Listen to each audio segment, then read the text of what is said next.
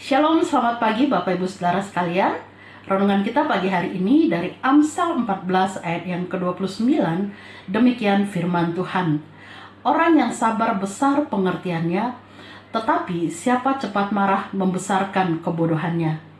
Bapak Ibu Saudara sekalian, di satu desa tinggal satu keluarga petani yang dikaruniai seorang putri berusia 6 bulan dan mereka memiliki seekor anjing yang sangat pintar dan setia.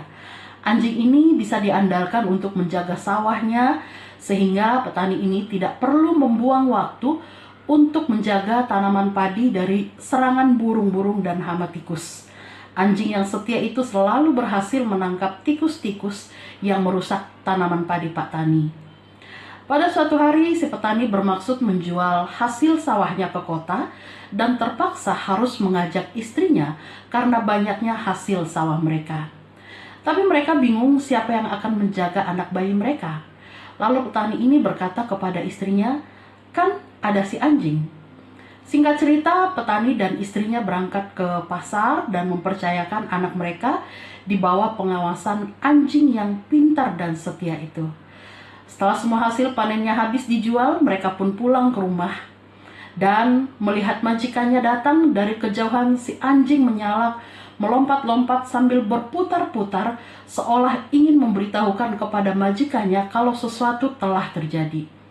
Setelah dekat, betapa kagetnya mereka karena melihat mulut anjing penuh dengan lumuran darah. Si istri berkata, "Pastilah anjing ini sudah memakan bayi kita." Serta-merta petani itu mengambil sebatang kayu sambil mencaci maki anjing itu dengan kata-kata kasar. Sekuat tenaga dia memukulkan kayu itu ke kepala anjing tersebut.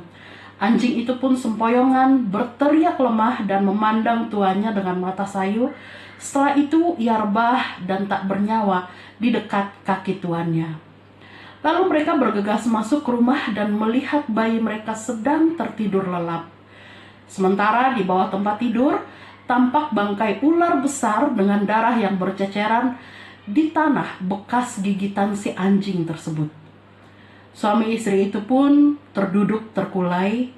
Penyesalan mendera hati mereka karena telah membunuh anjing yang setia dan pintar itu yang justru telah menyelamatkan bayi mereka dari serangan ular besar.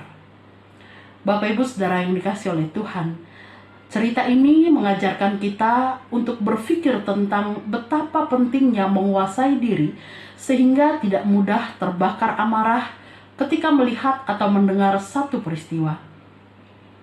Setiap tindakan yang diambil saat keadaan marah, kebanyakan justru merugikan diri sendiri.